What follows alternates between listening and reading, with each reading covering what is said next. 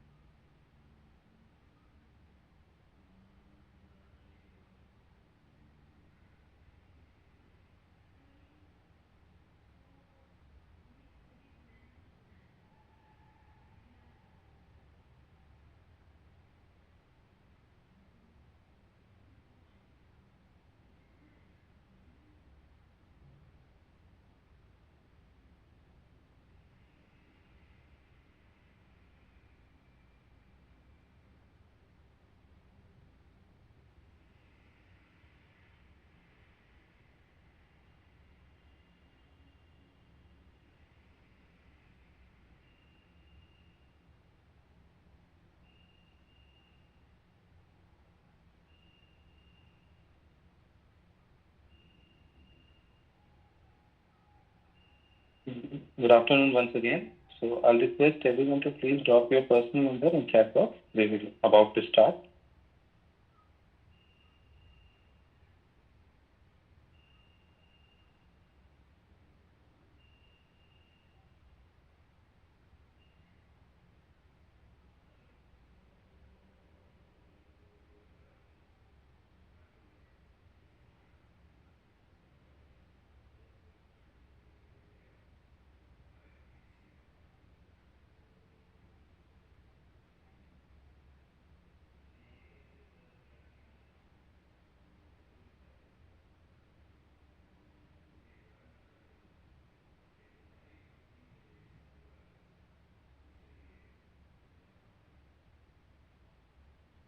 So today's topic of this webinar series is metal joining process or welding.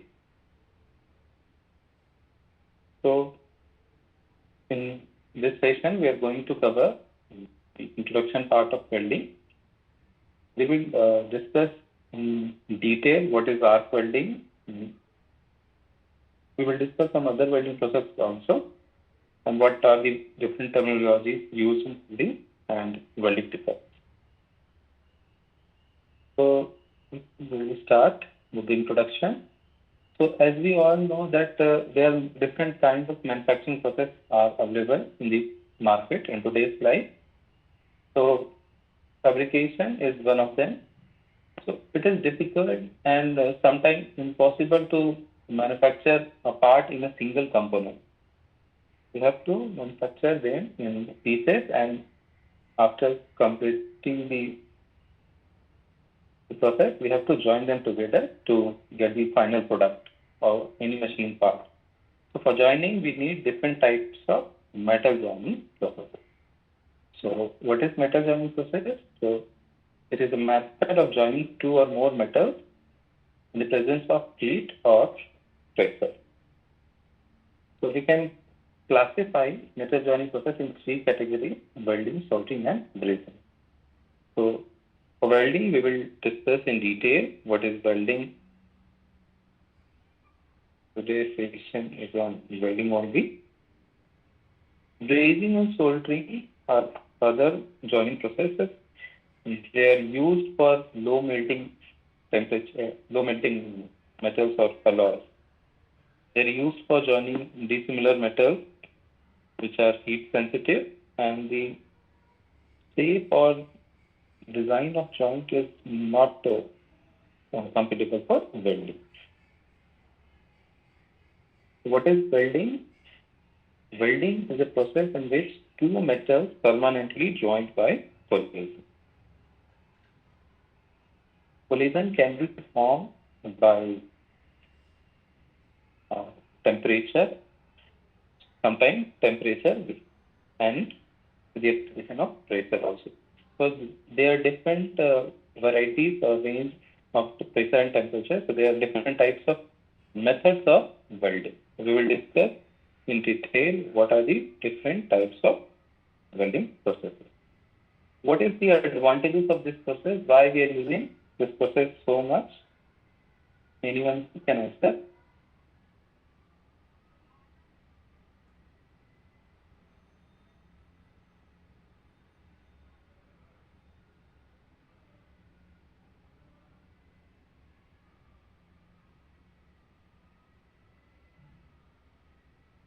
Welding का use हम क्यों करते हैं?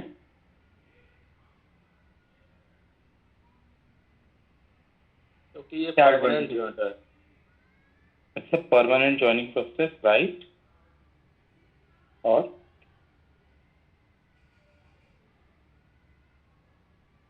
so rightly said, it is a permanent joining process.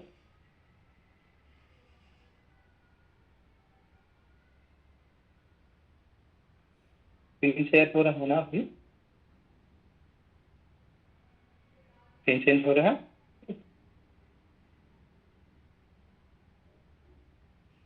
नहीं हो रहा. अभी हुआ. Okay. So it is a permanent joining process which provides strong and durable joints. and it is a simple process that result good surface finish. If we select the filler method correctly, it can produce the joint stronger than the base method.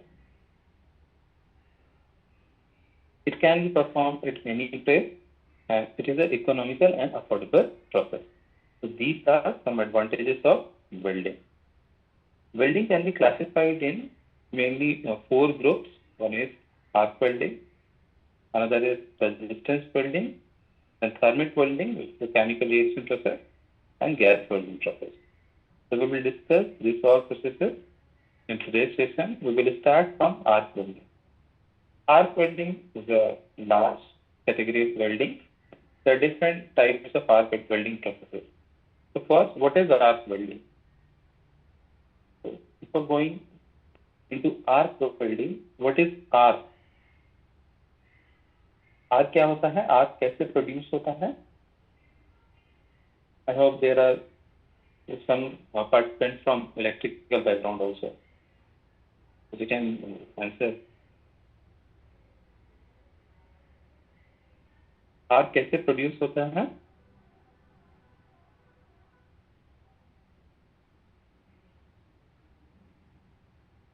Short circuit. Short circuit. Okay. Okay.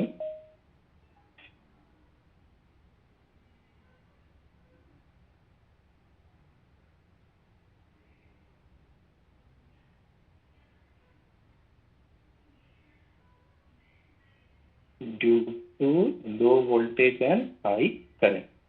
So this type of power is used for welding, right?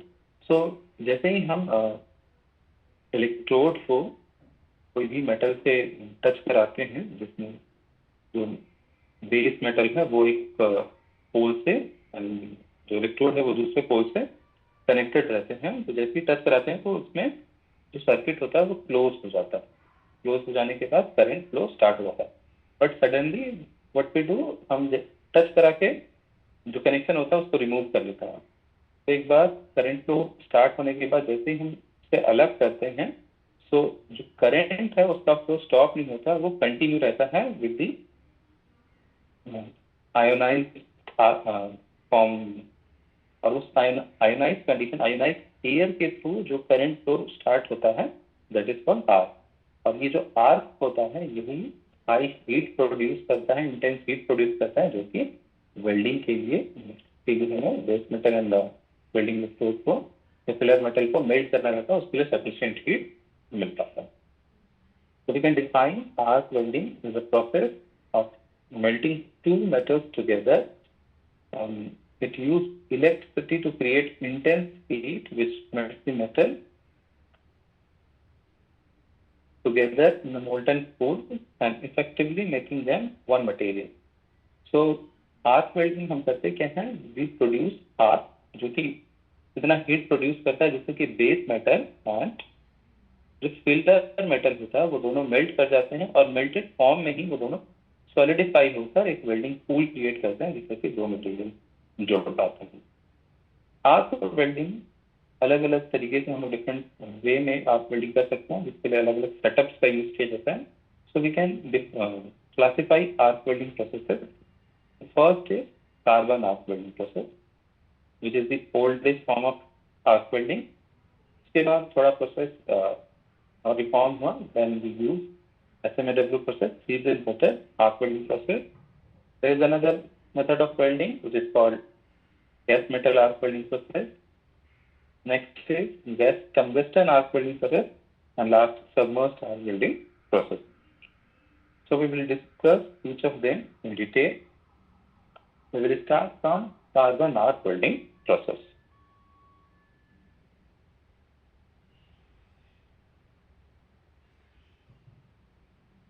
Carbon arc welding process is one of the oldest arc welding process. इसमें हम carbon electrode का use करते हैं to produce arc.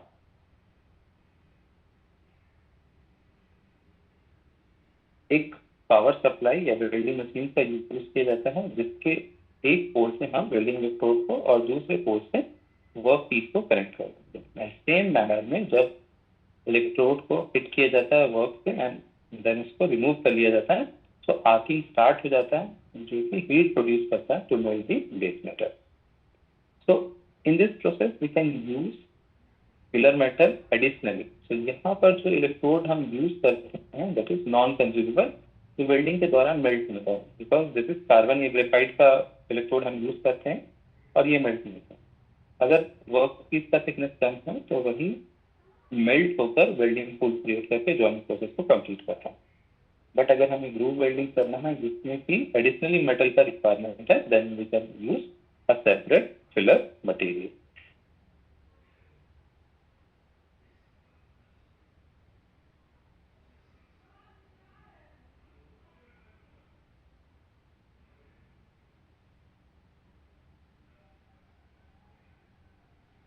There are some advantages of carbon arc welding process, like low cost of equipment, high skill manpower is not required. The process can be easily automated and low distortion of workpiece.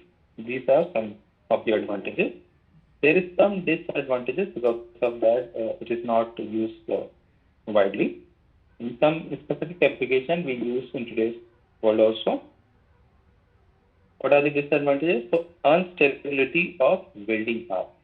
So arc या weld जो होता है वो unstable होता है, जिसके कारण से हम इसका यूज नॉर्मली नहीं करते, क्योंकि इसमें कोई अलग से सील्डिंग इन्वॉल्वमेंट नहीं होता है। इसमें ऑक्सीडेशन का और कंटामिनेशन का भी चांस होता है, इस कारण से भी हम इसका यूज नहीं करते, कम ही करते हैं।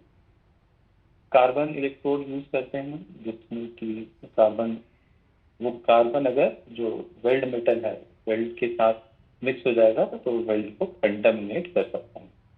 So these are some of the disadvantages. Next welding process is shielded metal arc welding. What is shielded metal arc welding process? So shielded metal arc welding process को हम SMAW process, manual metal arc welding process, MMAW process या stick welding भी कहते हैं। It is similar to arc welding. अंतर क्या है? यहाँ पर हम जो इलेक्ट्रोड यूज करते हैं मेटालिक इलेक्ट्रोड यूज करते हैं और coated electrode plus coated electrode का यूज करते हैं फॉर वेल्डिंग प्रोसेस।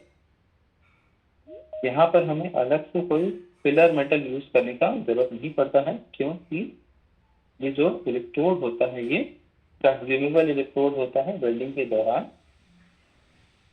मेल्ट होकर वेल्ड में कंज्यूम हो जाता है।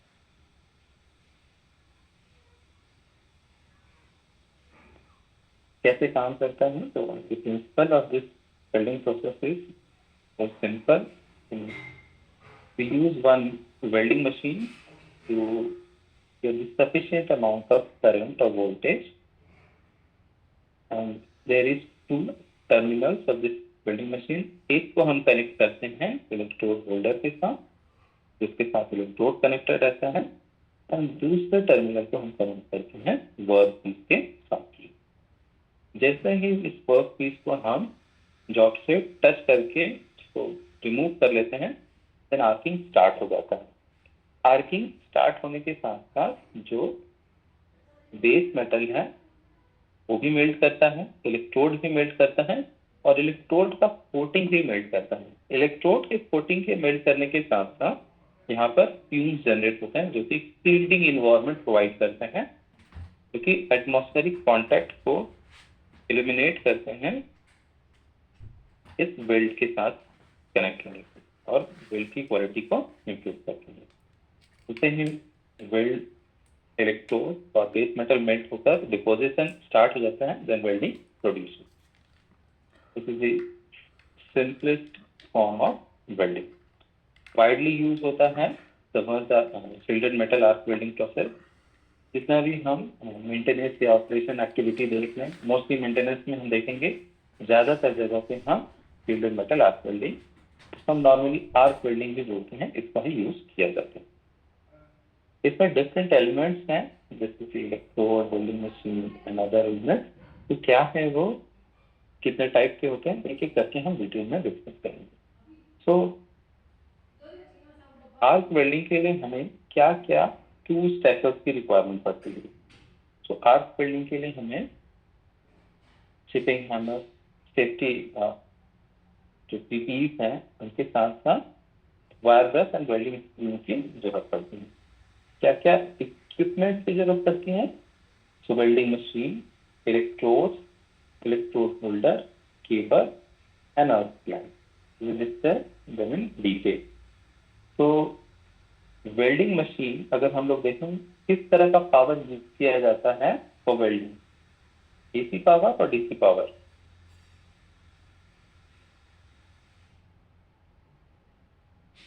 Any one of you? Both, right. So AC और डीसी दोनों तरह के पावर सोर्सेस हम यूज कर सकते हैं। So power source means welding method. जो भी पावर हमारे पास अवेलेबल है, जनरली हमारे पास एसी पावर ही अवेलेबल होता है अगर इनपुट पावर। अगर हम एसी आउटपुट यूज, ये वेल्डिंग मशीन का जो क्लासिफिकेशन है it depends on the output power supply of that machine. इसके अकॉर्डिंग हम एसी या डीसी मशीन में क्लासिफाई करते हैं।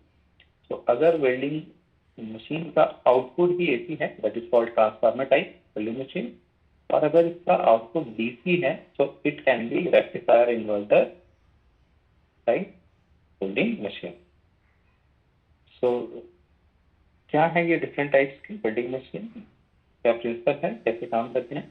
तो फर्स्ट है AC transformer, AC sorry DC generator. First machine है डीसी जनरेटर, इसके बाद हम डिस्कस करेंगे एसी ट्रांसफार्मर। ठीक है ना? तो डीसी जनरेटर में एक मोटर या फिर एक जनरेटर, डीजल इंजन हो सकता है जो कि डीजल जनरेटर डीसी जनरेटर को ऑपरेट करता है। डीसी जनरेटर एक रोटेटिंग इक्विपमेंट है जो कि डीसी आउटपुट पावर सप्लाई हमें प्रोवाइड करता है। उसे रोटेट करने के लिए we can use electrical motor जो कि पावर से चलते हैं, या फिर डीजल इंजन का यूज कर सकते हैं। इसका अगर हम देखेंगे तो 15 to 50 volt current 200 to 600 ampere तक हो सकता है। जनरली डीजल इंजन से चलने वाले इस तरह के डीसी जनरेटर्स का यूज हम लोग करते हैं for welding purpose in remote location जहाँ इलेक्ट्रिसिटी अवेलेबल नहीं है, वैसे जगह पे हम इस तरह का मशीन का यूज करते हैं। Next is AC transformer. AC transformer का इनपुट एंड आउटपुट दोनों ही एसी करंट होंगे। इसके अंदर में एक ट्रांसफार्मर होता है जो कि high voltage and low current power को low voltage and high current power convert कर देता है। क्योंकि वेल्डिंग के लिए हमें हाई करंट की जरूरत पड़ती है ताकि वो सफिशिएंट हीट प्रोड्यूस कर सकें जो कि मेटल्स को मेल्ट कर सकें। इस मशीन के अंदर में जैसा कि प्रीवियस हमने देखा था डीसी जनरेटर, इसके अंदर में कोई भी मूविंग पार्ट नहीं होते हैं। दो कॉइल्स होते हैं, प्राइमरी एंड सेकेंडरी कॉइल। और सेकेंडरी कॉइल के टर्न्स को चेंज करके हम लोग वोल्टेज को कम या ज्यादा कर सकते हैं। तो इसमें चूंकि कोई भी मूविंग पार्ट नहीं है, इसके कारण से ये लेस नॉइजी होता है as compare to DC generator. Next type of welding machine is DC rectifier. So in this type of machine, we use a transformer to step down the voltage. उसमें हम जो भी इनपुट वोल्टेज है उसको step down करके एक transformer के through उसका वोल्टेज को कम करके करंट को इंक्रीज करते हैं, और उसके बाद एक रेक्टिफायर के थ्रू एसी पावर को डीसी पावर में कन्वर्ट कर लेते हैं। सो आज से कुछ सालों पहले तक देखेंगे तो ज़्यादातर इसी तरह की डीसी रेक्टिफायर टाइप्स के वेल्डिंग मशीन का यूज हम लोग ज़्यादातर करते हैं। बट आज की डेट में देखेंगे तो ज़्यादातर जो मशीन हमें देखने को मिलते हैं वो इन्वर्टर टाइप वेल्डिंग मशीन है, जो कि साइज में कंपेरेटिवली रेक्टिफायर टाइप के मशीन से छोटे होते हैं, लेस नॉइजी होते हैं एंड इफिशिएंट होते हैं, इस पावर कंज्यूमिंग एंड इफिशिएंट होते हैं। सो ये मशीन में होता क्या है, कैसे ये काम करते हैं? तो सबसे पहले हम इसमें जो एसी सप्लाई आया है, जो भी एसी पावर आया है, उसको डीसी में कन्वर्ट करते हैं with the help of rectifier. Then DC power को हम high frequency AF AC power में कन्वर्ट करते हैं with the help of inverter. तो इन्वर्टर के हेल्प से डीसी पावर को हाई फ्रिक्वेंसी के एसी पावर में कन्वर्ट करते हैं। अगेन इस हाई फ्रिक्वेंसी के पावर को हम क्या करते हैं, एक ट्रांसफार्मर के through low voltage and high ampere current में कन्वर्ट करते हैं, एंड देन अगेन एक फिल्ट्रेशन सर्किट का यूज करके फाइनल एसी जो high frequency low voltage and high current AC power है उसको डीसी पावर रिक्वायर्ड जो भी करंट एंड वोल्टेज रिक्वायर्ड है उस डीसी पावर में कन्वर्ट कर लेते हैं। तो आज के डेट में ज़्यादातर इसी तरह के मशीन का यूज हम लोग करते हैं और वेल्डिंग करते हैं।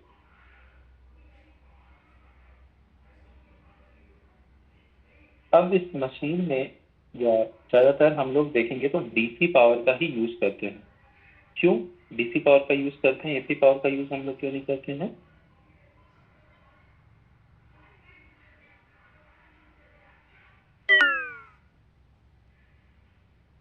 तो एसी पावर में जैसे कि हम लोग जानते हैं अल्टरनेट करंट, उसमें करंट का वॉल्यूम मैग्नीट्यूड का डायरेक्शन कंटिन्यू चेंज होता रहता है, तो उसमें stable arc stable weld quality use करना डिफिकल्ट होता है।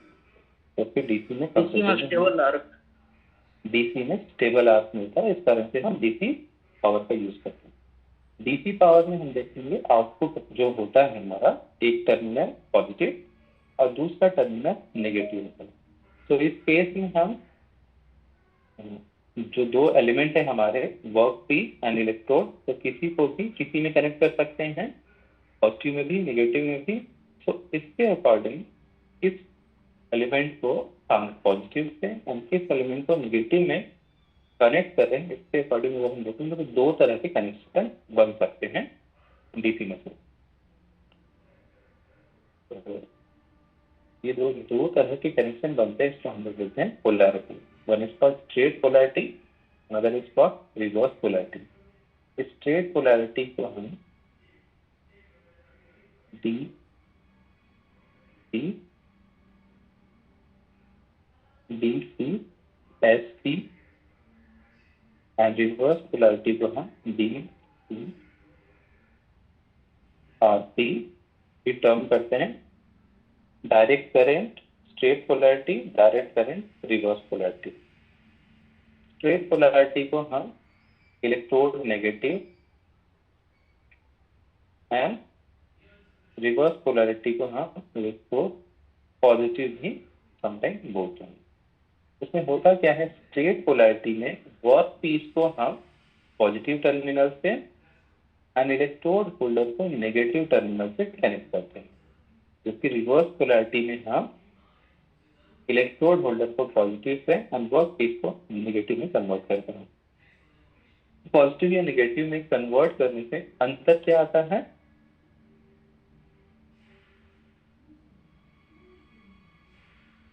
हीट जनरेशन से चेंजेस हो जाता है। राइट, हीट जनरेशन, जब हीट का अमाउंट है वो चेंज होता है, तो हीट जो है वो डिस्ट्रीब्यूट हो जाता है 2/3 अमाउंट ऑफ हीट जो होता है वो पॉजिटिव टर्मिनल, तो जो भी एलिमेंट कनेक्ट होता है वहाँ डिस्ट्रीब्यूट हो जाता है, एंड 1/3 अमाउंट ऑफ हीट होता है तो नेगेटिव टर्मिनल की ओर ट्रांसफर हो जाता है। तो जब भी हमें थिक मटेरियल को वेल्डिंग करना होता है तब हम कौन सा पोलैरिटी यूज करेंगे?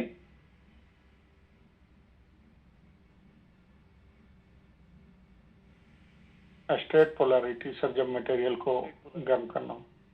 राइट, जब थिक मटेरियल होगा तब हम स्ट्रेट पोलैरिटी यूज करेंगे, और जब थिन मटेरियल को वेल्ड करना हो तब हम रिवर्स पोलैरिटी का यूज करते हैं।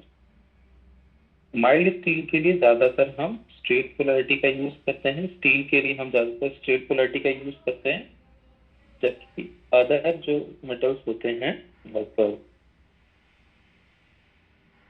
एल्यूमिनियम वगैरह या उसके अलॉयज को वेल्ड करने के लिए हम रिवर्स पोलैरिटी का यूज करते हैं।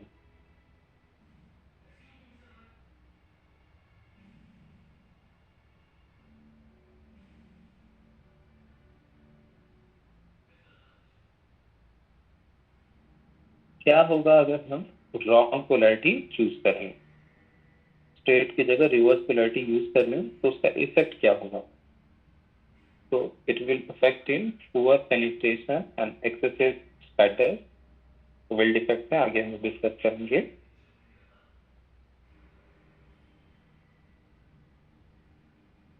जो इलेक्ट्रोड का आर्क होगा उसको कंट्रोल करना डिफिकल्ट हो जाएगा, वेल्ड का क्वालिटी या उसका अपीयरेंस सही नहीं होगा। So there will be different types of problems if you choose wrong polarity for welding.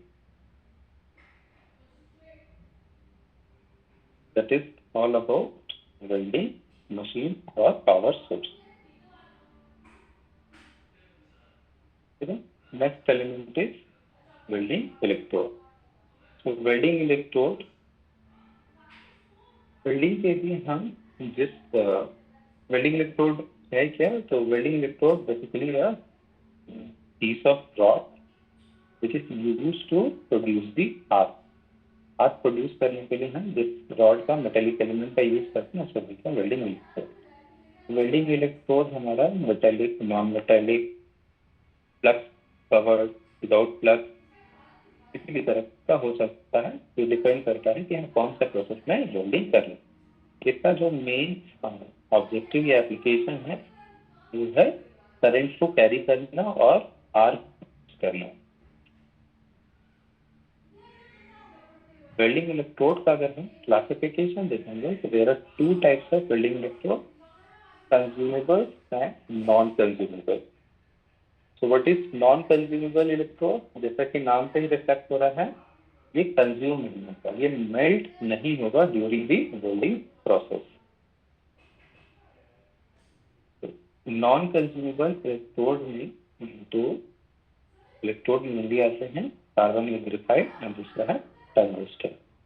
Carbon या ग्रेफाइट का यूज हम करते हैं CaW या कार्बन आर्क वेल्डिंग प्रोसेस में, जो कि हम लोग डिस्कस कर चुके हैं।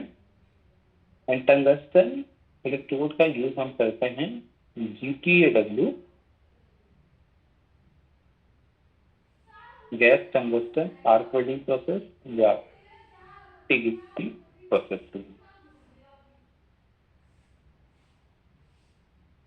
इलेक्ट्रोड के लिए नॉन कंज्यूमेबल इलेक्ट्रोड जब हम यूज करते हैं तो उसके लिए हमें ऐसा मटेरियल चूज करना पड़ता है जिसका कि मेल्टिंग टेम्परेचर जो वेल्ड मटेरियल है उससे बेटर है।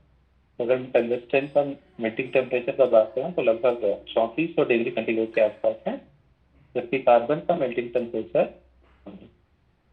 3500 से ऊपर है, जो कि जनरली हम लोग स्टील को वेल्डिंग करने के लिए यूज करते, स्टील को कंपेयर करें तो उससे काफी ज्यादा होता है। तो नॉन कंज्यूमेबल के लिए हमें हाई मेल्टिंग टेम्परेचर अलाउ का यूज करना पड़ेगा। कंज्यूमेबल इलेक्ट्रोड अगर हम देखेंगे तो there are two types, again two types of consumable electrode, bare and coated. Bare means कि इस इलेक्ट्रोड में किसी भी तरह का कोटिंग नहीं है, like stick welding, sorry MIG welding, gas welding, इसमें जो भी हम इलेक्ट्रोड यूज करते हैं that is bare electrode. Next is coated electrode. तो SMAW प्रोसेस में जो इलेक्ट्रोड हम यूज करते हैं वो कोटेड इलेक्ट्रोड है। कोटिंग क्या चीज का रहता है? तो कोटिंग इसके ऊपर में फ्लक्स का रहता है, जिसका कि डिफरेंट एप्लीकेशन है।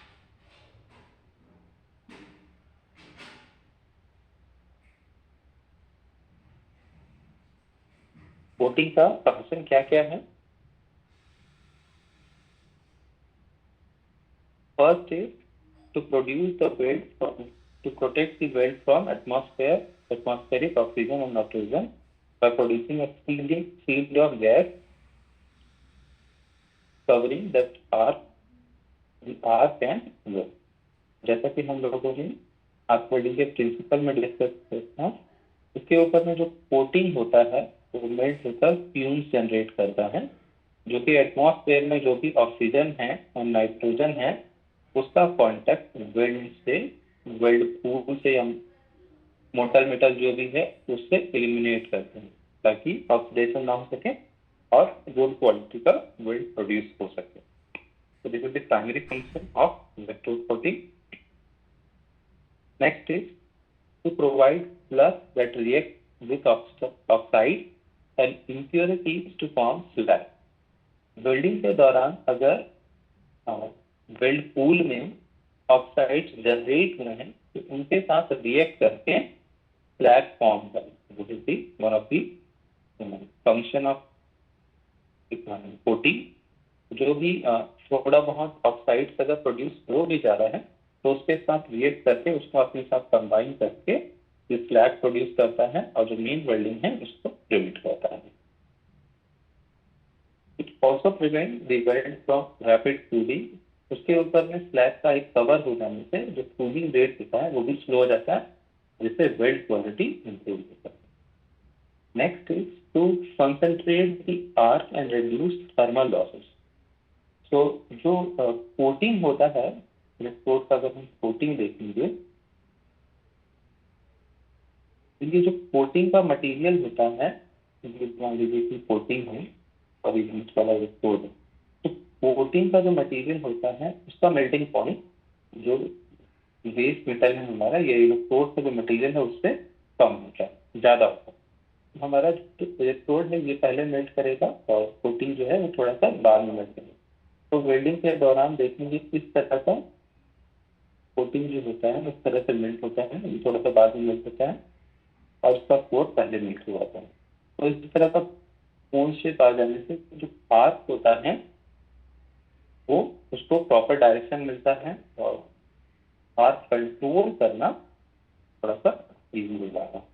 आर्क कॉन्सेंट्रेट होता है तो हीट जो है वो टारगेट पॉइंट पे, आर्क से वो टारगेट पॉइंट पे हिट करता है और हीट का जो लॉसेस है वो कम हो सकता है। Next is to reduce the metal spatter and increase deposition efficiency. Metal spatters को भी रिड्यूस करता है। जितना मेटल स्पैटर रिड्यूस होगा वो सारा हमारा वेल्डिंग पॉइंट पे डिपॉजिट होगा, जहाँ से डिपॉजिशन रेट भी इंक्रीज होगा। ये सब फंक्शन है इलेक्ट्रोड कोटिंग का। वेल्डिंग इलेक्ट्रोड अगर हम देखें इसको क्लासिफाई कैसे किए जाते हैं, तो अलग अलग मटेरियल्स के लिए हम different types of welding electrodes का यूज करते हैं। अगर हम बात करें माइल्ड स्टील इलेक्ट्रोड्स का, उसका क्लासिफिकेशन का जो कि है SMW प्रोसेस में यूज करते हैं। सो अकॉर्डिंग टू AWS हर इलेक्ट्रोड के ऊपर में आप देखेंगे कि इस तरह का कुछ नंबर लिखे जाते हैं। सो ये नंबर का कुछ सिग्निफिकेंस है, ये कुछ डेटा हमें प्रोवाइड करते हैं। इसमें एक एलिमेंट है, दूसरा एलिमेंट है, तीसरा एलिमेंट है, तो चौथा है। समटाइम की लेटर के साथ में 5 नंबर्स हो सकते हैं, समटाइम 4 नंबर्स हो सकते हैं। तो ये नंबर के लेटर क्या रिफ्लेक्ट करते हैं? So E letter is use for electrode, it is just mean for electrode. उसके बाद के अगर 5 लेटर्स है तो उसके बाद के 3 लेटर, और अगर 4 नंबर्स है तो उसके बाद के 2 लेटर।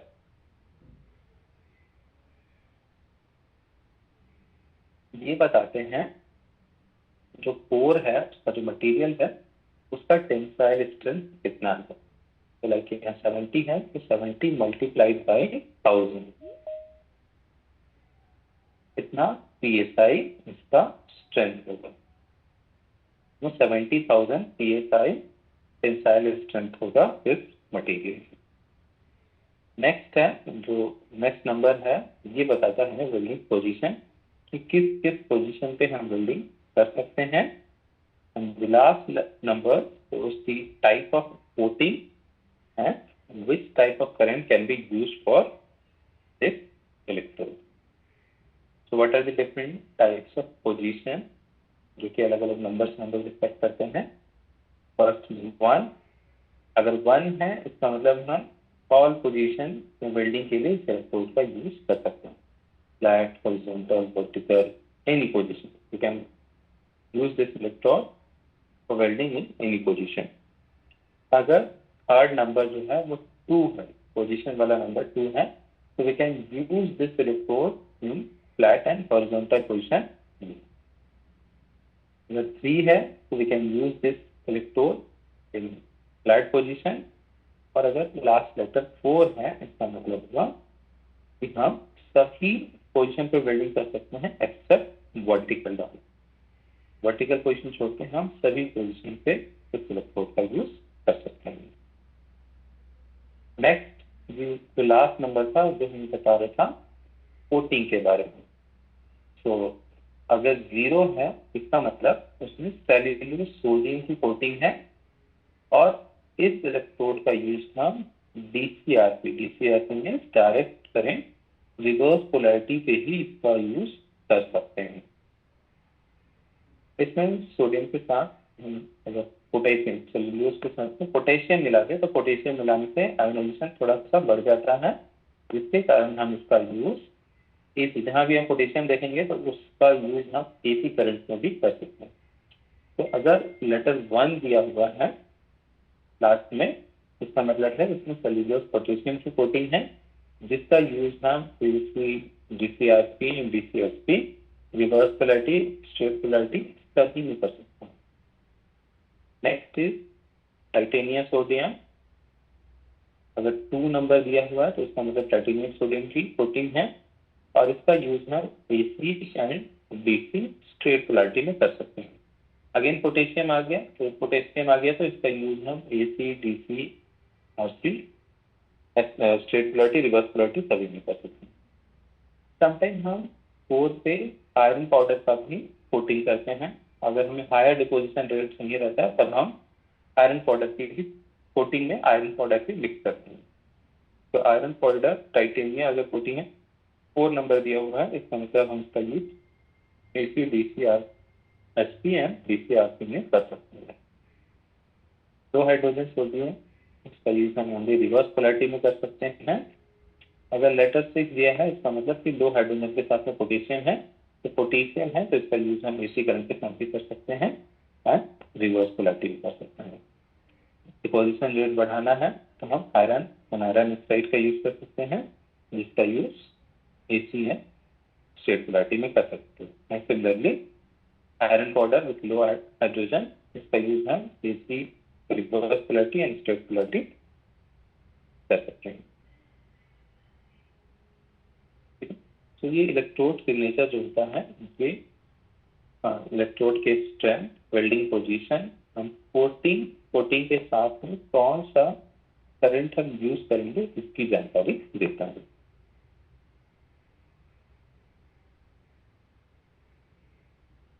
वेल्डिंग रॉड का जो साइज होता है ये इंडिकेट करता है कि वेल्डिंग का जो कोर रॉड है उसके डायमीटर है। उसके डायमीटर को हम एसडब्ल्यूजी स्टैंडर्ड वायर गेज नंबर से या इलेक्ट्रोड के डायमीटर से इंडिकेट कर सकते हैं।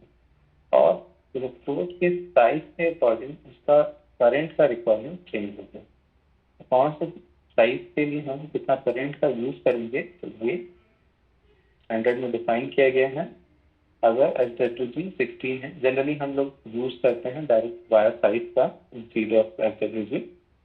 1.6 का इलेक्ट्रोड है तो we can use 30 to 40 ampere range. 2 mm का है तो 40 to 60 ज्यादातर हम यूज करते हैं इस साइज का जनरल पर्पस एप्लीकेशन के लिए। तो इसके लिए हम चूज कर सकते हैं 90 to 140 एम्पियर करेंट। तो करंट का रिक्वायरमेंट डिपेंड होता है डिफरेंट एलिमेंट पे। फर्स्ट एलिमेंट में जो कि आपका जो वायर रॉड है उसका डायमीटर क्या है। इसके अलावा कि हमें किस पोजीशन पे वेल्डिंग करना है उस पे ऊपर भी डिपेंड करेगा। अगर हम फ्लैट पोजीशन पे करना चाहते हैं तो हायर डिपोजिशन रेट हम लोग हायर स्पीड में वेल्डिंग कर सकते हैं, दिखाई कर रहे हैं। बट अगर हमें वर्टिकल या ओवरहेड करना है तो वहाँ पर हम हाई करंट पे वेल्डिंग नहीं कर सकते। डिफरेंट एलिमेंट्स से जिसके ऊपर में डिपेंड करता है कि वेल्डिंग का करंट का रिक्वायरमेंट क्या होगा।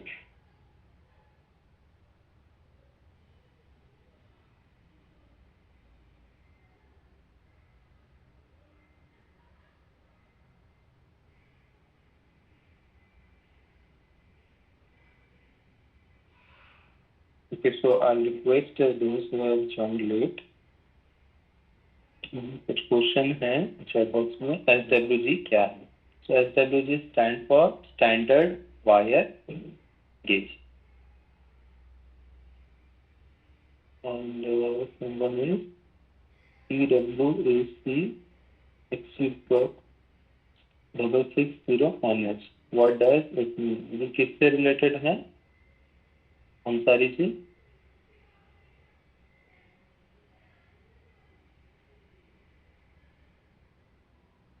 Welding electrode. सो ये मैन्युफैक्चरर टू मैन्युफैक्चर कुछ अब्रिविएशंस यूज किए जाते हैं इसको डिस्क्राइब करने के लिए. So I have to check with that. I'll take this. I'll revert you after this meeting. Okay. So those who have joined late, requesting everyone to please put your personal number in chat box for attendance service purpose.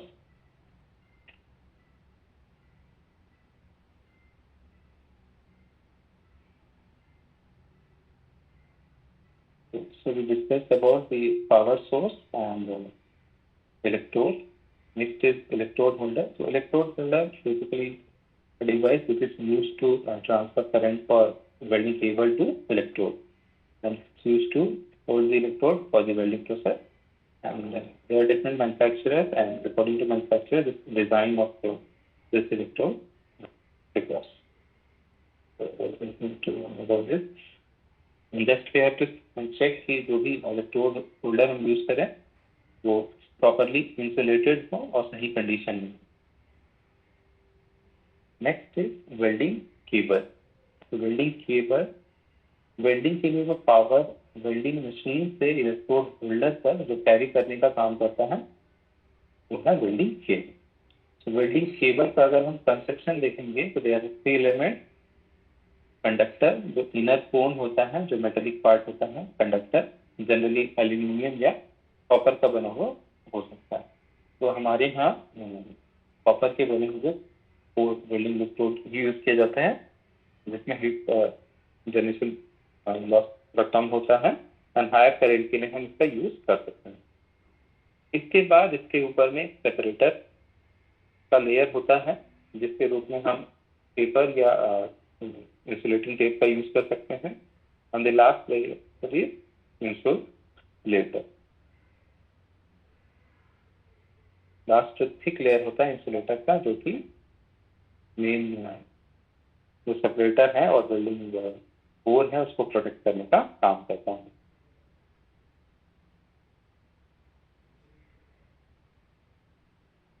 Insulator दो तरह के हैं. एक होता है TRS tough rubber टिजर्ड और दूसरा होता है HOFR heat resistant oil resistant and pen resistant. HOFR generally हमारे यहाँ HOFR टाइप का इंसुलेटर वायर से केबल से यूज किया जाता है. सेफ्टी पर्पस में हमें क्या ध्यान देना है? So we have to see must be spread out before use to avoid overheating. तो वेल्डिंग केबल को पूरा कॉइल फॉर्म में रख के हमें वेल्डिंग नहीं करना है. उसको पूरा निकाल के स्प्रेड करके ही वेल्डिंग करना है. Cable should be cut after minimum 10 feet of the holder. So कोशिश करना है कि वेल्डिंग केबल में कोई भी जॉइंट नहीं है. बट अगर जॉइंट करने का जरूरत पड़ता है तो इलेक्ट्रोड होल्डर से कम 10 फीट की दूरी पर होना चाहिए. Cable should never be round with welder in loop और कॉइल फॉर्म. वेल्डर के चारों ओर राउंड करके वेल्डिंग नहीं करना. Cable with damage insulation must be change quickly. अगर इंसुलेशन के ऊपर में कोई भी डैमेज हमें मिलता है किसी भी तरह का तो उसको तुरंत ही रिप्लेस करना है. आर्क प्लान जो वेल्डिंग मशीन होता है उसका एक आउटपुट जो होता है वो जाता है हमारा वेल्डिंग इलेक्ट्रोड जो कि वेल्डिंग इलेक्ट्रोड होल्डर के साथ में कनेक्ट होता है. दूसरा जो आउटपुट होता है वहां से जो केबल निकलता है वो कनेक्ट होता है अर्थ क्लैंप के साथ. अर्थ क्लैंप को हम कनेक्ट करते हैं वर्क पीस के साथ में जो कि फाइनली जो सर्किट होता है उसको क्लोज करने के लिए यूज होता है. अर्थ क्लैंप में हमें क्या क्या ध्यान देना है?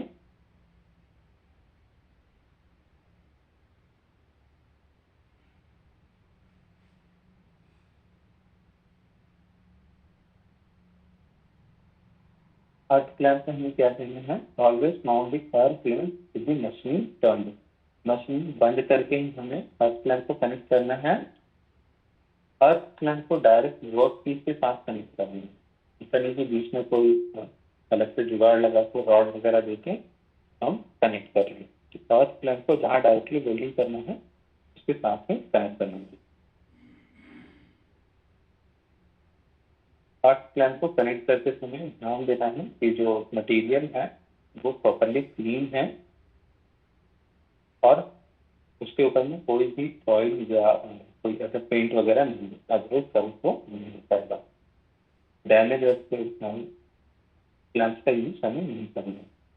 बहुत टाइम से कई बार देखा गया है जो related other not welding damage, other damages जो होते हैं वो इन प्रॉपर क्लैंप कनेक्शन के कारण होते हैं। लाइक कहीं पर कोई सेंसिटिव इक्विपमेंट है, उस पर हमें वेल्डिंग नहीं करनी है। यहाँ पर इस पे हमें करना है वेल्डिंग इस एलिमेंट पे। तो अर्थ क्लैंप जो है कनेक्ट होना चाहिए था यहाँ पर। अभी हम मान लीजिए कि वेल्डिंग मशीन है और यहाँ से गया हमारा इलेक्ट्रोड होल्डर वेल्डिंग के लिए, बट हमने क्या किया यहाँ पर लगा कि ये पूरा तो फ्रेम मेटल का है, अर्थ फ्रेम को हम यहाँ नहीं कनेक्ट करके यहाँ पर एक फ्रेम में कनेक्ट कर दिए और जो कि पूरा बेस जो है वो मेटालिक है, तो करंट तो यहाँ किसी न किसी फॉर्म में पहुंच जाए। तो करंट हो सकता है कि इस सेंसिटिव मशीन के थ्रू लीक होते हुए यहाँ तक सर्किट कंप्लीट करे, तो उस दौरान ये मशीन डैमेज होगी क्योंकि हाइड्रोलिक सिलेंडर्स है, गियर्स है, बीयरिंग्स है, अगर उसके थ्रू करंट फ्लो कर जाता है तो वो सब डैमेज होगा। तो देखने के लिए लगता है कि करंट तो फ्लो हो ही जाएगा क्योंकि पूरा मेटल है, बट अदर एलिमेंट्स को ये डैमेज कर सकता है। तो प्रॉपर क्लैंप का कनेक्शन बहुत इंपॉर्टेंट है in welding to protect other equipment. So that is all about the welding equipment part.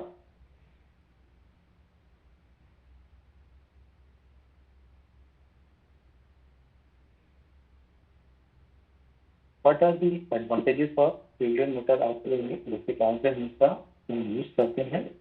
So this is simple, portable and inexpensive equipment. Next is widely variety of metal, different types के metals को हम अलग अलग position पे welding कर सकते हैं। Just few minutes.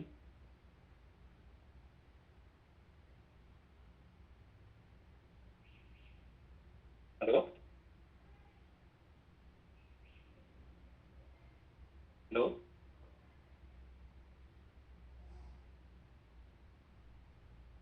आवाज आ रहा है?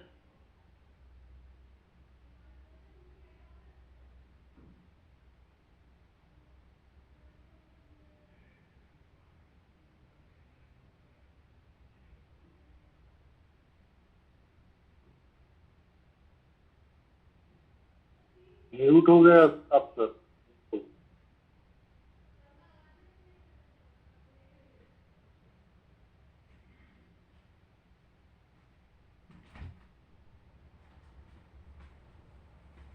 सॉरी, और आपका आवाज म्यूट हो गया। हाँ सॉरी, अभी ठीक है? अभी आ रहा है? Yes sir, yes sir. हाँ अभी आ रहा है। Thank you. तो shielded metal arc welding simple, portable and ज़्यादा कॉस्टली भी नहीं है इसके इक्विपमेंट। हर तरह के मेटल्स पे डिफरेंट वेल्डिंग पोजिशन में हम वेल्डिंग कर सकते हैं। इसी कारण से देखेंगे जितना मेंटेनेंस वर्क होता है उसमें ज़्यादातर हम इसी वेल्डिंग प्रोसेस का यूज़ करते हैं। Suitable for outdoor application. Outdoor application में हम SMW and sorry stick welding and welding का उतना यूज नहीं कर सकते हैं। क्या दिक्कत है आगे हम डिस्कस करेंगे, but we can easily use this method. Disadvantages of fielded metal arc welding क्या है? So this process discontinued due to limited length of electrode. So continuous welding नहीं कर सकते हैं क्योंकि जो इलेक्ट्रोड का जितना लेंथ है उतना देर वेल्डिंग होगा, फिर वो इंटरप्ट होगा तो वेल्डिंग है, और इसकी तरफ से इसे ऑटोमेट भी नहीं किया जा सकता है। वेल्ड में कंटेन स्लैग इंक्लूजन, तो इसके ऊपर जो कोटिंग होता है वो भी मेल्ट होता है, वेल्डिंग के ऊपर में डिपॉजिट होता है। अगर वेल्डिंग सही नहीं हुआ है, वेल्डिंग का ये फैक्टर सही नहीं है, तो स्लैग इंफ्यूजन होने का पॉसिबिलिटी है। These are some disadvantages of generated output. Fumes make difficult the process. Welding के दौरान जो फ्यूम जनरेट होता है, जो वेल्डिंग प्रोसेस को डिफिकल्ट बनाता है, उससे कुछ हेल्थ कंसर्न भी रहते हैं और वो वेल्ड करने के दौरान वेल्ड को दिक्कत करती है। तो this all are the advantages and disadvantages of single metal arc welding. Application क्या है? तो इलेक्ट्रोड होता है, वो तो कंडक्टर होता है ना सर? हाँ, उसका बहुत कम रेजिस्टेंस होता है।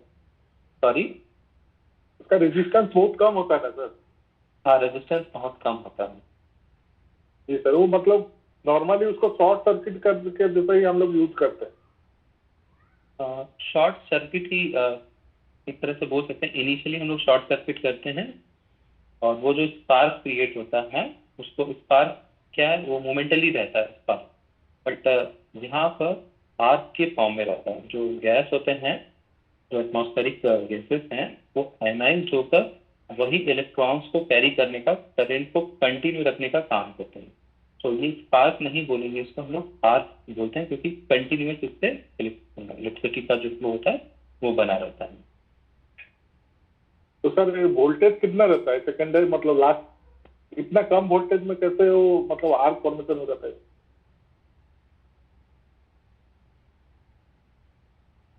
सर मेरा क्वेश्चन है कि इतना कम वोल्टेज में आर्क कैसे फॉर्मेशन हो जाता है सर? नॉर्मली तो आयोनाइज होने के लिए बहुत ज्यादा वोल्टेज चाहिए ना सर?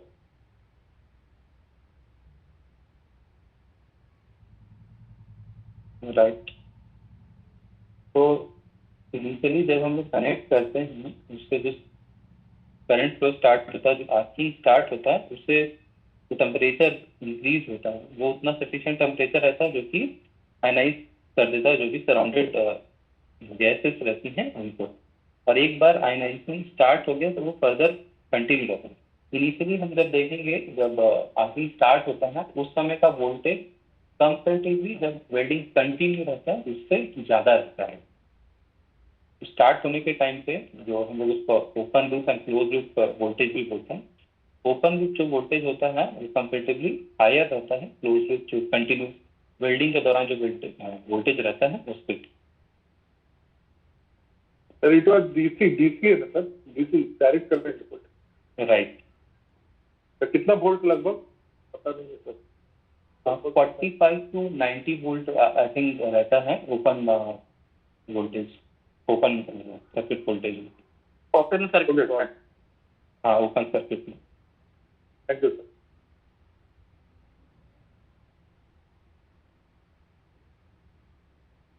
तो एप्लीकेशन अगर हम देखेंगे तो ऑलमोस्ट सभी तरह के मेटल्स को हम लोग वेल्डिंग कर सकते हैं इस प्रोसेस के थ्रू।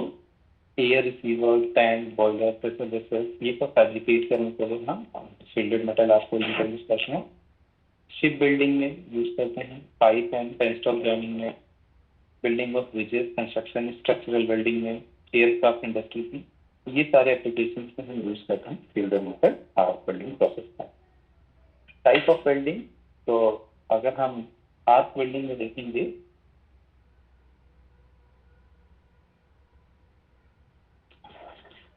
तो groove welding, fillet welding, slot welding, banking welding, stall welding and surface welding, these all are the type of arc welding.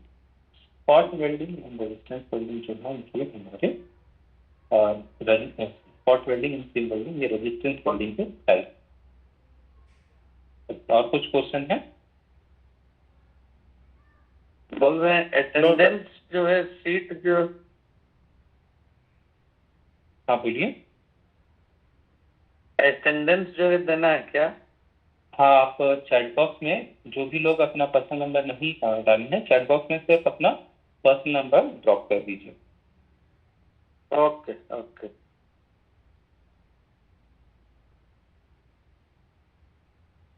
Sir इसमें अगर इंटरव्यू क्वेश्चन पूछा जाए तो सर क्या क्या पूछा जा सकता है?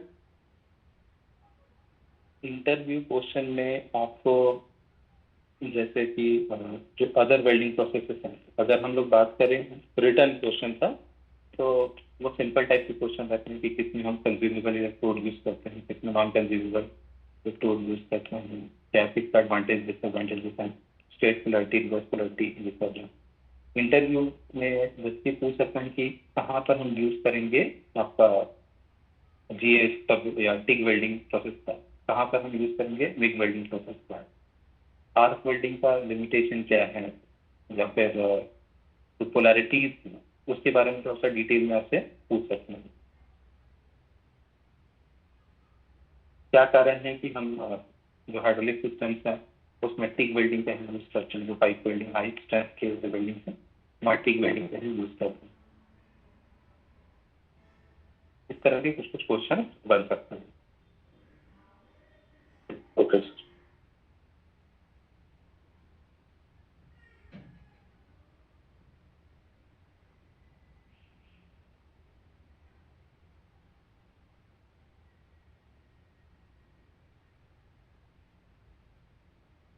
तो ग्रूव वेल्डिंग क्या है, जब हम दो प्लेट्स को इस तरह से प्लेस करके कि ग्रूव पे वेल्डिंग करते हैं, that is called groove welding. Fillet welding जब एक प्लेट के ऊपर पे हम दूसरा प्लेट रखकर इस एरिया में वेल्डिंग करते हैं, that is called fillet welding. Spot and fill हम रेजिस्टेंस वेल्डिंग में डिस्कस करेंगे। प्लग एंड स्लॉट वेल्डिंग क्या है, सपोज की वेल्डिंग करने के लिए हमारे पास बाहर से कोई स्पेस नहीं मिल रहा है और दो प्लेट को हमें जोड़ना है। तो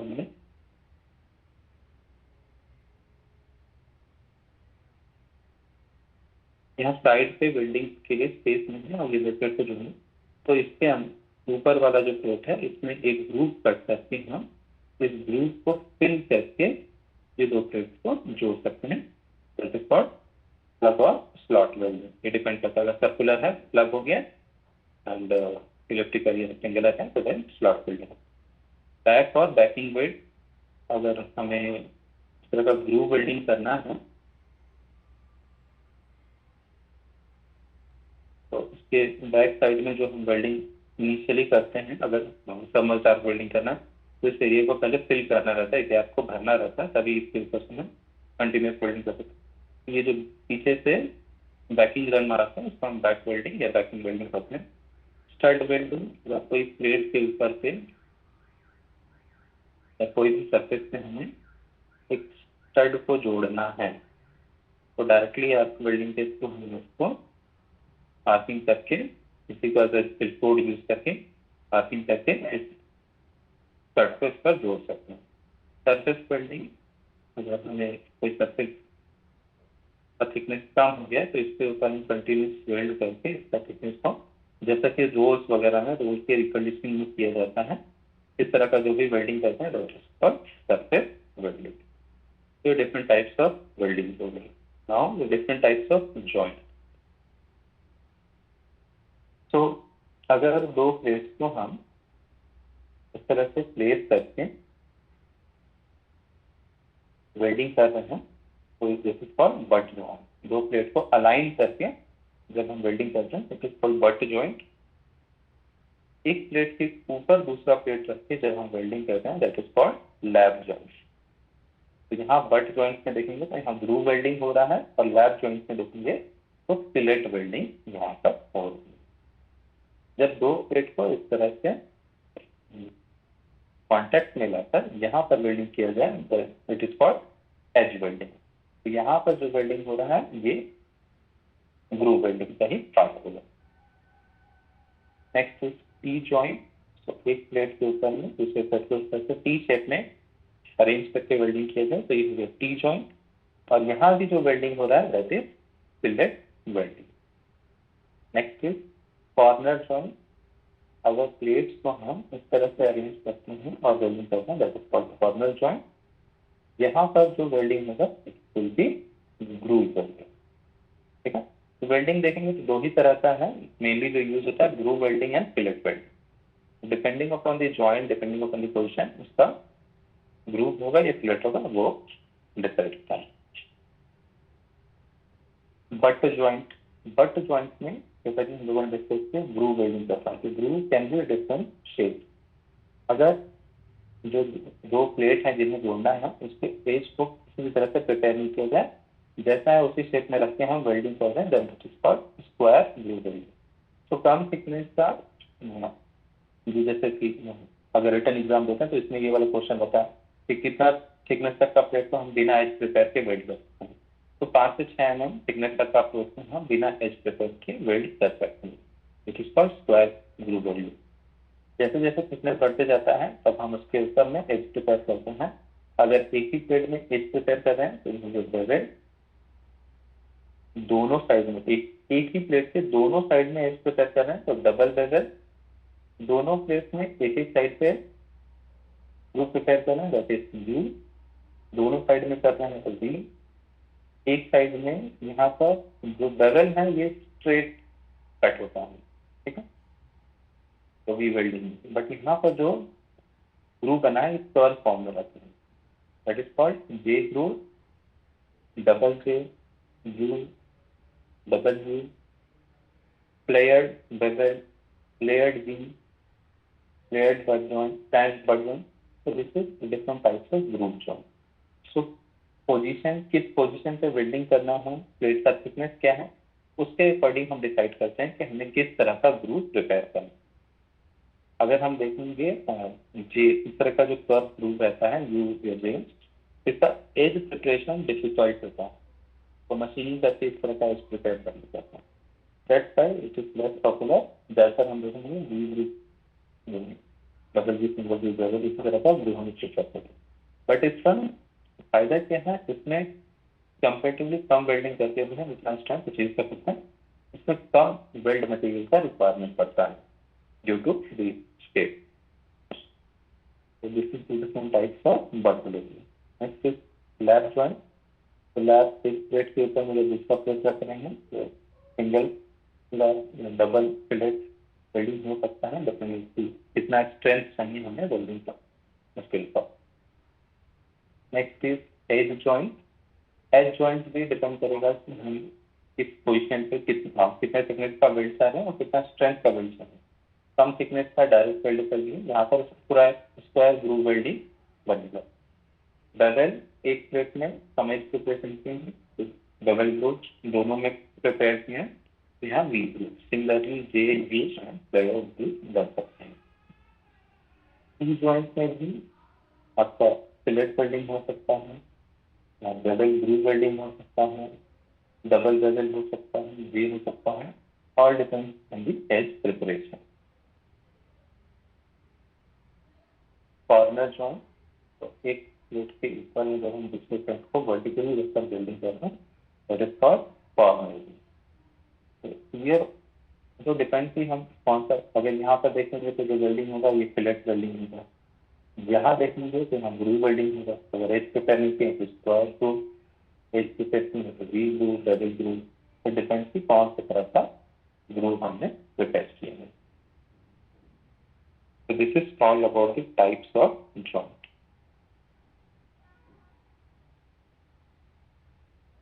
Next is the position of welding.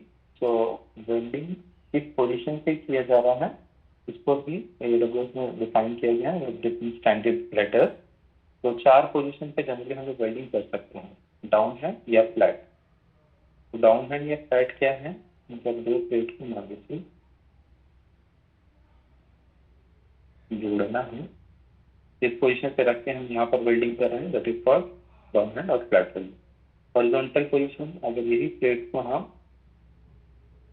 तो फ्लैट पोजीशन पे वेल्डिंग करना ऑलवेज इजी होता है। बट अगर सिचुएशन ऐसा है कि हमें तो प्लेट को ऐसे रख के वेल्डिंग यहाँ वेल्डिंग करना, that is called horizontal welding. Vertical welding, इसी प्लेट को अगर हम दो प्लेट को ऐसा रख दे रहे हैं तो दैट इज वर्टिकल वेल्डिंग। और फ्लैट का मान लीजिए कि ऊपर से अप्रोच नहीं है, हमें नीचे से वेल्डिंग करना है, वेल्डिंग इलेक्ट्रोड यहाँ से रख के वेल्डिंग करना है, that will be overhead welding position. तो ये 4 पोजीशन पे हम वेल्डिंग कर सकते हैं। इसको कैसे स्टैंडर्ड में डिफाइन किया गया, तो जी एंड एफ लेटर से हम अलग अलग वेल्डिंग पोजिशन को डिफाइन कर सकते हैं।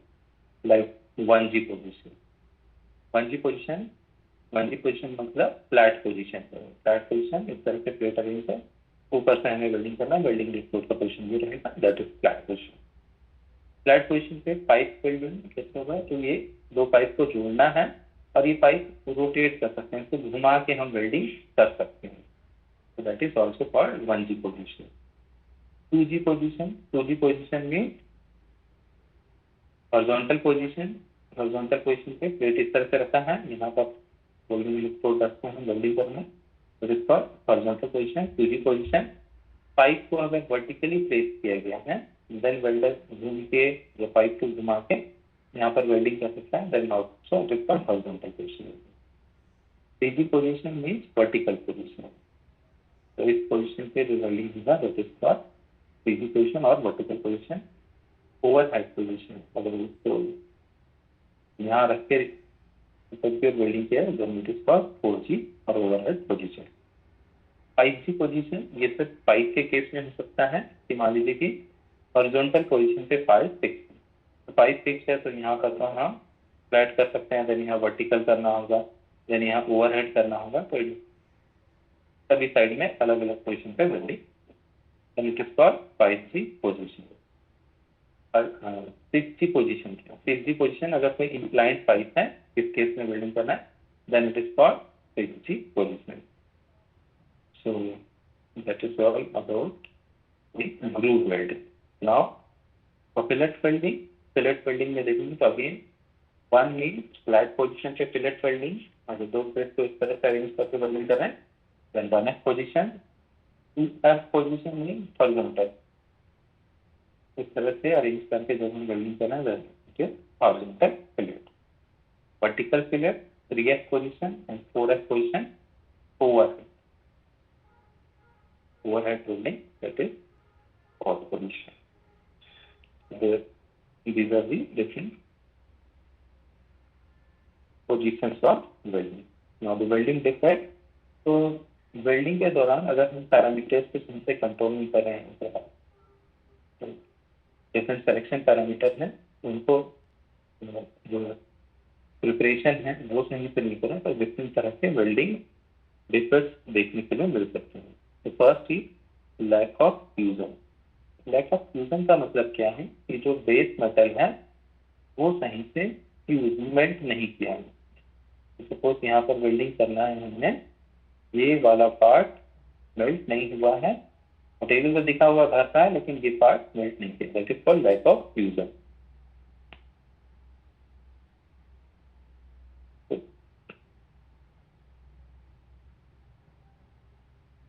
लैक ऑफ फ्यूजन होने से सपोज हमने वेल्डिंग स्ट्रेंथ कैलकुलेट किया था कि ये पूरा मेल्ट होकर यहाँ पर वेल्डिंग हुआ, बट समहाउ कुछ अमाउंट ऑफ जो प्लेट है वो फ्यूज नहीं हुआ है, ये यहाँ इतना वेल्डिंग है, तो इतना ही दूर वेल्डिंग पकड़ के रखना यहाँ पर नहीं हुआ, इससे वेल्डिंग का स्ट्रेंथ जो होगा वो कम हो जाएगा। तो वेल्डिंग का स्ट्रेंथ कम हो जाएगा तो इसको हमें अवॉइड करना होगा। तो कैसे अवॉइड कर सकते हैं, इसका रीजन क्या हो सकता है कि जो वेल्डिंग ग्रूव है वो सही से प्रिपेयर नहीं किए हैं, या इलेक्ट्रोड का एंगल सही नहीं है, करंट नहीं है, ये सब रीजन हो सकते हैं लैक ऑफ फ्यूजन के। या हायर थिकनेस का हमने रॉड कलेक्ट कर लिया जो कि ग्रूव में नहीं बैठ सकता, तो लैक ऑफ फ्यूजन हो सकते हैं। तो कैसे हम इसको लैक ऑफ फ्यूजन कैसे एलिमिनेट कर सकते हैं, कंप्लीट फ्यूजन कैसे अचीव कर सकते हैं। तो जो बेस मेटल है उसका टेम्परेचर को राइज करके हम लैक ऑफ फ्यूजन को एलिमिनेट कर सकते हैं। Cleaning the weld area prior to welding, welding का एरिया है उसको प्रॉपरली क्लीन करके चेंजिंग की डिजाइन, जो कि हम लोग ग्रूव का बात कर रहे थे, अगर ग्रूव सही नहीं है कि इलेक्ट्रोड वहां तक पहुंच ही नहीं पा रहा है, इलेक्ट्रोड मान लीजिए यहीं का एज मेल्ट होगा, इधर का होगा ही नहीं, तो दैट में भी वन ऑफ द रीजन। तो उसका डिजाइन हम लोग चेंज करके कर सकते हैं। And provide adequate fielding of metal, अगर फील्डिंग प्रॉपर नहीं है उसके कारण से भी प्योर फ्यूजन हो सकता है। सो इन सब चीजों को कंट्रोल करके हम लैक ऑफ फ्यूजन को कंट्रोल कर सकते हैं। Next is lack of penetration. Sir मान लीजिए ये दो पेनिट्रेशन के हैं, अगर इस दो प्लेट को वेल्ड करना है तो ये पूरा रूट तक वेल्डिंग नहीं हुआ है, यहाँ तक वेल्डिंग हुआ है और ये दोनों प्लेट मेल्ट किया है, तो फ्यूजन तो प्रॉपर हुआ है बट पेनिट्रेट नहीं किया है, ये नीचे तक वेल्डिंग नहीं, that's called lack of penetration. Penetration को कैसे हम इम्प्रूव कर सकते हैं, तो इंक्रीजिंग दी हीट इनपुट को इंक्रीज करने के लिए we can increase the current, lowering the travel speed during welding. अगर बहुत फास्ट वेल्डिंग करेंगे उस दौरान भी हमारा पेनिट्रेशन कम हो सकता है, तो वेल्डिंग स्पीड को कंट्रोल करके हम पेनिट्रेशन इम्प्रूव कर सकते हैं। मॉडिफाई द डिजाइन, अगेन अगर डिजाइन हमारा प्रॉपर नहीं है, वेल्डिंग का साइज नहीं ले लिए हैं, तो भी हमारा लैक ऑफ पेनिट्रेशन हो सकता है। Ensuring the surface to be joint fit properly, जो सरफेस हमने प्रिपेयर किया है वो प्रॉपरली फिट किया गया है फॉर ड्यूरिंग वेल्डिंग। ये सब चीजें से कंट्रोल करके हम पेनिट्रेशन को इम्प्रूव कर सकते हैं। Next porosity. तो पोरोसिटी क्या है, तो जैसे कि हम लोगों ने बात की कि वेल्डिंग के दौरान बहुत तरह के फ्यूम गैसेस जनरेट करते हैं, अगर वो गैस निकल नहीं पाए और इसी वेल्डिंग में इंट्रैप होकर रह जाए तो उतना एरिया तो हमारा वेल्ड मटेरियल नहीं आया, उतना गैप रह जाएगा। सो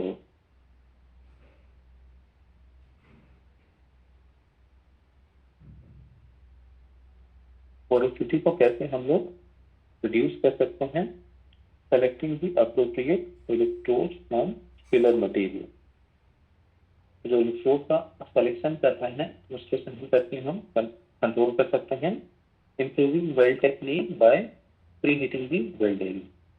वेल्ड एरिया को बहुत जगह पे देखेंगे जहाँ पर वेल्ड क्वालिटी बेटर चाहिए रहता है, जो लोग वेल्डिंग शॉप वगैरह में सर्टिफिकेशन शॉप होंगे और जानते होंगे कि हम लोगों को क्या करना पड़ता है, जिस हॉस्पिटल है उसको प्री हीट करना पड़ता है for good quality of weld. Cleaning the weld zone, अगर कहीं पर कुछ लगा नहीं होगा, पेंट है, ग्रीस है, वो लगने से भी पोरोसिटी होने का चांस रहता है, एरिया को क्लीन करना है। And slowing the welding speed, welding speed को स्लो रख के भी जो गैस अगर सील्डिंग है तो वो अगर स्केप होंगे तो भी पोरोसिटी हो सकता है, तो इसको भी एलिमिनेट करके हम पोरोसिटी को रिड्यूस कर सकते हैं। Next is slag inclusion. जैसे कि हमने बात की कि वेल्डिंग के दौरान इसके ऊपर में एक स्लैग का लेयर बनता है। अगर मान लीजिए कि हमें मल्टीपल पास वेल्डिंग करना है, तो अगर अंदर वाला लेयर सही से क्लीन नहीं हुआ है और उसके ऊपर अगेन हम वेल्डिंग कर दें तो उस दौरान जो डिफेक्ट आएगा that is called slag inclusion. तो मल्टी पास के दौरान प्रॉपर क्लीनिंग करके हम स्लैग इंक्लूजन को एलिमिनेट या रिड्यूस कर सकते हैं। शील्डिंग प्रॉपर करके स्लैग इंक्लूजन को रिड्यूस कर सकते हैं। Next is weld profile defect. Weld profile defect में दो तीन तरह के डिफेक्ट आते हैं, जैसे कि यहाँ पर जो दिख रहा है ये अंडर फिल है, जितना वेल्ड ग्रूव है ये पूरा फिल नहीं हुआ है। दूसरा तरह का डिफेक्ट आ सकता है अंडर कट, जैसे कि हम लोग कई बार देखेंगे कि इस तरह का ग्रूव वेल्डिंग हुआ है, तो ये पार्ट थोड़ा सा मेल्ट हो गया है और यहाँ पर वेल्डिंग नहीं हुई है, ज्यादा ही मेल्ट हो गया है। इस तरह का जो डिफेक्ट होता है that is called under cut.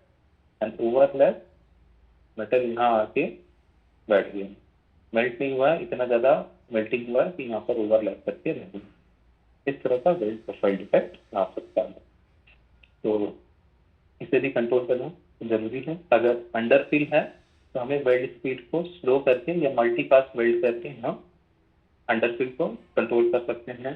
Under cut का रीजन हो सकता है हाई करंट या हाई टेम्परेचर, जिसे कंट्रोल करके हम अंडर कट को कंट्रोल कर सकते हैं।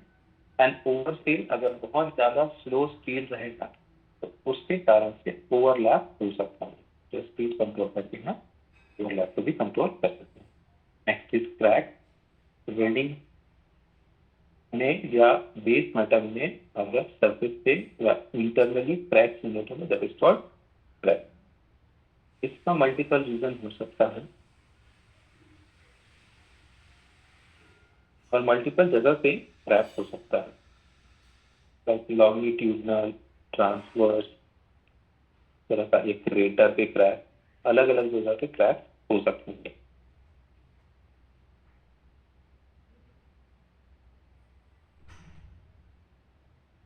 क्रैक का रीजन ज्यादातर जो देखने के लिए मिलता है वो टेम्परेचर डिफरेंस, जो टेम्परेचर ग्रेडियंट है अगर कहीं से हम कंट्रोल नहीं करते हैं उस तरह से क्रैक जनरेट होगी। तो सडन फीलिंग अगर वेल्ड करते हैं तुरंत उस पर पानी डाल देंगे तो 90% चांस है कि वो वेल्ड ही क्रैक कर जाएगा। तो उसको कूल होने के लिए, नेचुरल कूल होने के लिए टाइम देना है। वेल्ड के लिए जो बेस मेटल है उसको प्री हीट करके हम जो टेम्परेचर ग्रेडियंट है उसका डिफरेंस को कम कर सकते हैं तो रिड्यूस क्रैक। जो टेम्परेचर डिफरेंसेस हैं उसको कम करके टेम्परेचर सडन कूलिंग